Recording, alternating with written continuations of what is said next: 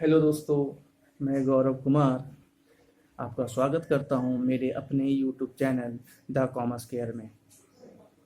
ये मेरा first video है जो कि उन छात्राओं के लिए है, उन छात्रों और छात्राओं के लिए है जो कॉमर्स लेके पढ़ते हैं। ये वीडियो मैं इसलिए बना रहा हूं क्योंकि लॉकडाउन के दौरान बहुत सारे ऐसे विद्यार्थी हैं जो घर में बैठे हुए हैं।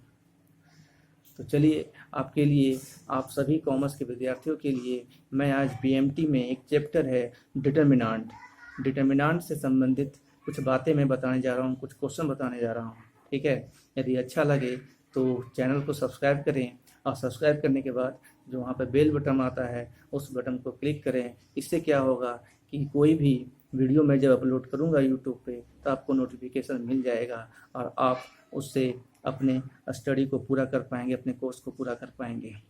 वैसे मैं यूट्यूब चैनल बना के रखा हूँ लेकिन वीडियो नहीं डालता हूँ क्योंकि मुझे ऑनलाइन पढ़ाना पसंद नहीं है, लेकिन ये लॉकडाउन मजबूर कर दिया है वीडियो बनाने के लिए। बहुत सारे छात्र निराश होकर घर में बैठे हुए हैं, तो अब निराश होकर बैठने की ज़रूरत नहीं है। एक बात और बता देना चाहूँगा कि जितने भी साइंस के स्टूडेंट हैं वो भी डिटरमिनेंट पढ़ते हैं अपने मैथ बुक में। तो आप लोग जो मैथ बनाते हो डिटरमिनेंट का वो थोड़ा एडवांस लेवल का होता है, लेकिन कॉमर्स में जो बीएमटी विषय होता है बिजनेस मैथमेटिक्स, उसमें फर्स्ट पार्ट जो होता है उसमें डिटरमिनेंट चैप्टर है। तो उस चैप्टर में जितने भी क्वेश्चन है वो हाई लेवल के नहीं है बल्कि नॉर्मल है। ठीक है, तो साइंस के छात्रों के लिए ये मददगार नहीं होगा क्योंकि ये इसमें नॉर्मल क्वेश्चन बताया जाएगा। ठीक है, तो चलिए स्टार्ट करते हैं। कॉमर्स के सभी छात्र ध्यान रखेंगे, जिनका बीएमटी है वो देखेंगे।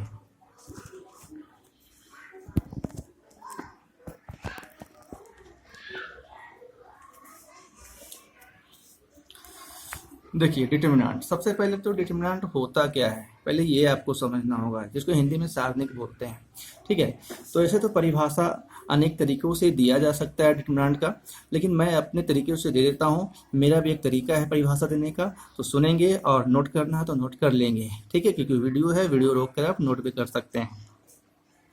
तो देखिए जो डिटरमिनेंट होता है रो और कॉलम का, डिटरमिनेंट जो है रो और कॉलम का एक वर्गाकार फॉर्मेट होता है, वर्गाकार प्रारूप भी बोल सकते हैं इंग्लिश में फॉर्मेट। ठीक है, अब ये वर्गाकार प्रारूप क्या होता है, रो कॉलम क्या होता है, ये भी समझना होगा। तो देखिए हम यहाँ पर बना के रखे हैं आप लोगों के लिए। यहाँ देख रहे हैं A1 A2 B1 B2, बस ये लिखा हुआ है। ठीक है, अब ये क्वेश्चन नहीं है, ये समझाने के लिए है। तो A1 और B1 हॉरिजेंटल फॉर्म में लिखा हुआ है, हॉरिजेंटल फॉर्म जिसको पंक्ति बोलते हैं हिंदी में, तो पंक्ति फॉर्म में है ना। ठीक ना, तो पंक्ति में जो है उसी को इंग्लिश में, पंक्ति को ही इंग्लिश में रो कहा जाता है। तो इसको रो 1 लिखेंगे कि ये A1 B1 है और A2 B2 भी है, ये रो 2 हो गया।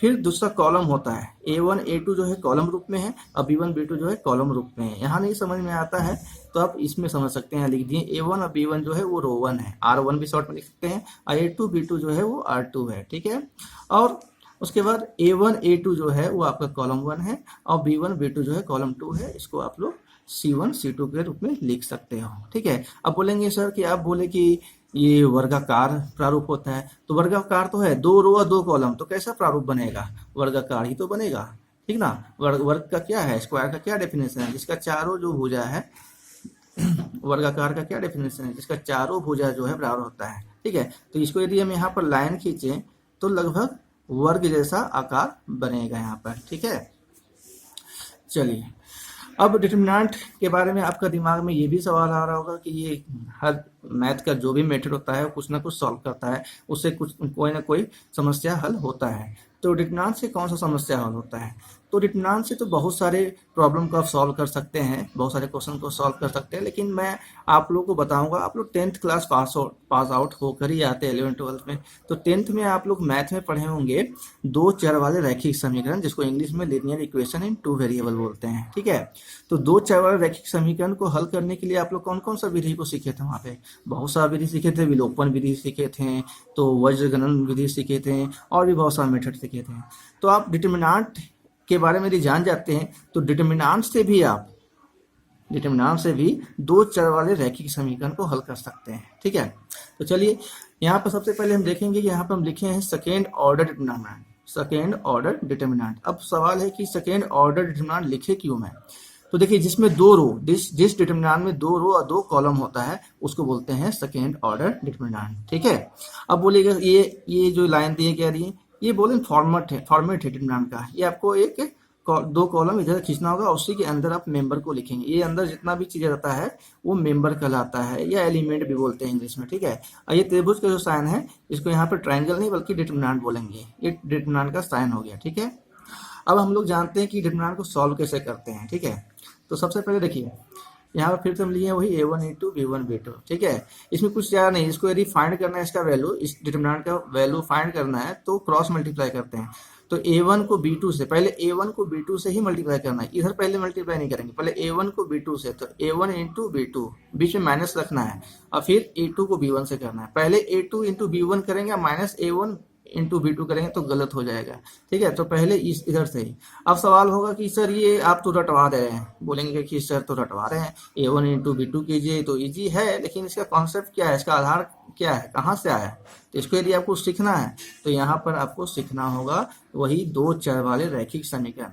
तो दो चर वाले रैखिक समीकरण का फॉर्मेट ऐसा ही होता है, a1x plus b1y equal to, यहाँ जीरो लिए हैं, a2x plus b2y equal to zero लिए हैं। ठीक है, यहाँ पर जो a है और b है, ठीक है, दोनों इक्वेशन में वो कांस्टेंट है, जिसको हम लोग हिंदी में अचर संख्या बोलते हैं। अचर संख्या परिभाषा आप लोग सीखे होंगे 10th क्लास में, वह संख्या जिसका मान नहीं बदलता है वो अचर संख्या होता है। और x और y यहाँ पे वेरिएबल है, मतलब चर संख्या बोलते हैं, मतलब इसका मान बदलता है। ठीक है, मतलब बदलता मतलब x और y का मान निकाल सकते हैं, लेकिन a1 b1 a2 b2 का मान नहीं निकाल सकते हैं। अब आप ही लोग बताइए 2 3 4 5 जो गिनती की संख्या है उसका मान कभी निकाल पाएंगे कि 2 का मान कितना होता है, कभी निकालने बोला है, नहीं निकालने बोला है। x का मान निकालने बोला है, y का मान निकालने बोला है। जिसका मान निकलता है, जो बदलता है, उसको वेरिएबल मतलब चर संख्या बोलते हैं। तो देखिए ये फॉर्मूला कैसे बना, ये जो फॉर्मूला है कैसे बना, उसको सिखाने के लिए हम कॉन्सेप्ट आपको सिखा रहे हैं। ठीक है, तो a1x प्लस b1y इक्वेशन तो बोल ही दिए, तो पहले फ्रॉम इक्वेशन 1 लिए। फ्रॉम इक्वेशन 1 में क्या था, वो a1x था प्लस b1y था इक्वल टू क्या था, 0 था, इक्वेशन 1। अब क्या करेंगे, ये b1y को हम लोग LHS से RHS में ले जाएंगे। तो सबको पता है कि LHS से RHS ले जाने पर साइन चेंज होता है, यहाँ प्लस है तो यहाँ क्या हो गया, माइनस हो गया। अब क्या करेंगे, वेरिएबल टर्म को एक साइड करेंगे और कांस्टेंट टर्म को एक साइड, मतलब चर संख्या को एक साइड और अचर संख्या को एक साइड। तो देखिए हम क्या किए यहाँ पर कि y को उठा के इधर ले आए, तो यहाँ गुना में था b1 के साथ, ये तो गुना में होता है, साइड चेंज होता है तो भागा में जाता है, पता है, तो भागा में आगे, इधर क्या बचा माइनस b1। ठीक है, अब क्या करेंगे, अब a1 को उधर भेज देंगे, तो यहाँ पे x बाई y बच जाएगा, और a1 इंटू में तो यहाँ भी बाई में चल जाएगा। ठीक है, तो आपका ये इक्वेशन 3 ले लीजिए। अब फ्रॉम इक्वेशन 2 लेके आएंगे, तो a2x plus b2y equal to 0 है। तो देख लीजिए फ्रॉम इक्वेशन 2 को वही जो काम यहाँ पर किए वही काम यहाँ करना है आपको। ठीक है, अब यहाँ पर b2y को उधर लेंगे, प्लस में था माइनस में गया, सेम काम किए तो x बाई वाई, देखिए सेम काम किए तो x by y equal to minus b2/a2। अब इक्वेशन इसको 3 और 4 ले लिए। अब इक्वेशन 3 के चलते हैं, इक्वेशन 3 और 4 को ले चलते हैं, तो आपका जो 3 में है LHS side x by y और RHS साइड भी x बाई वाई है, सॉरी दोनों इक्वेशन में LHS side x by y है, तो x बाई वाई और x बाई वाई क्या हो गया, कैंसिल हो गया। ध्यान से देखिए, यहाँ भी आपका क्या है x बाई वाई और यहाँ भी क्या है x बाई, यहाँ भी आपका x बाई वाई था, यहाँ भी आपका x बाई वाई, तो कैंसिल हो गया। तो आपका यहाँ से क्या निकला माइनस b1 बाई a1, यहाँ से क्या निकला माइनस b2 बाई a2, तो वही लिख दी यहाँ पे equal to, minus minus cancel हो गया। तो अब क्या निकल के आया, b1 by a1 equal to b2 by a2 आया। ठीक है, अब क्या करना है, क्रॉस मल्टीप्लाई करना है। तो पहले a1 को b2 से मल्टीप्लाई कीजिएगा, तो a1 इंटू b2 हुआ, और इधर equal to a2 into b1 हुआ। ठीक है, अब इसको RHS को LHS में लेके आएंगे, प्लस में इधर माइनस में इक्वल टू 0। यही फॉर्मूला इसी कॉन्सेप्ट से बना हुआ है, जो ये आप फॉर्मूला देखें, ठीक ना, ये फॉर्मूला यहीं से बना हुआ है। ठीक है, तो आशा करते हैं।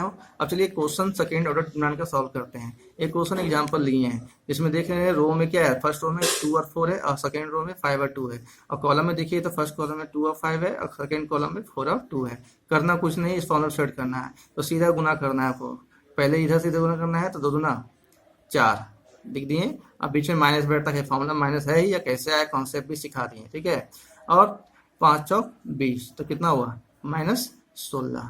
तो है ना आसान, सेकेंड ऑर्डर का डिटरमिनेंट सॉल्व करना आसान है, लेकिन इतना भी आसान सभी क्वेश्चन नहीं होता है, और भी क्वेश्चन आएगा, उसको अभी हम बताते हैं। एक क्वेश्चन और बताते हैं, इसमें आपको ज़्यादा क्लियर होगा।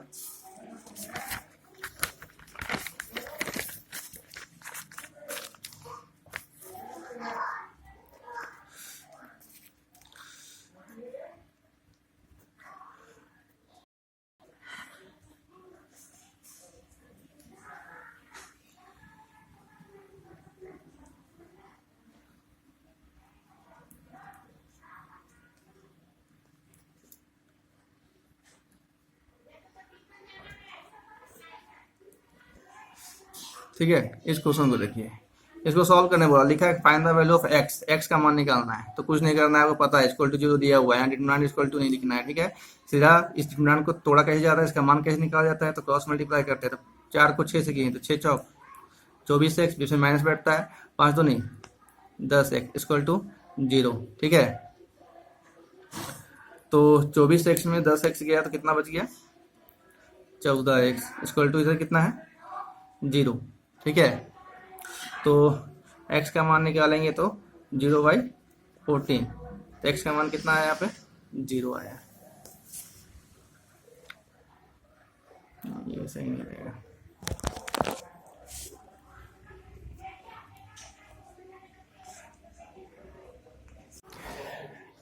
जैसा कि आपने देखा कि आज मैंने आपको डिटरमिनेंट में सेकेंड ऑर्डर डिटरमिनेंट के बारे में बताया, उसका कॉन्सेप्ट बताया, कुछ क्वेश्चन भी बताया, और भी क्वेश्चन मैं बताऊंगा, लेकिन नेक्स्ट वीडियो में बताऊंगा।